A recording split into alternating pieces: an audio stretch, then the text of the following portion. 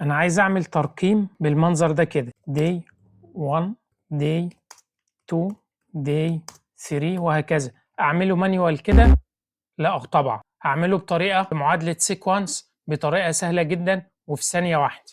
بتساوي ونفتح كوتيشن مارك day ونقفل الكوتيشن علامه اند سيكوانس ونفتح القوس ونكتب 365 ونقفل القوس وانتر. اهو جاب لي داي 1 داي 2 الى داي 365 اللي هو عدد ايام السنه. لو انا عاوزهم 100 يوم او 20 يوم او 30 يوم او 40 يوم او هكذا اكتب لحد اليوم اللي انا عايز اقف عنده. طبعا داله سيكوانس هي ملك الترقيم في الاكسل، كل يوم داله جديده في الاكسل. لو عاوزنا نتكلم عن داله معينه سيب لنا تعليق بالداله اللي انت عايزنا نتكلم عنها وهتلاقيها في الفيديو الجاي ان شاء الله. ما تنساش تعمل شير للفيديو ده علشان يوصل لغيرك ويستفاد منه، وما تنساش تعمل شير ولايك وسبسكرايب لقناتنا علشان يوصلك كل جديد.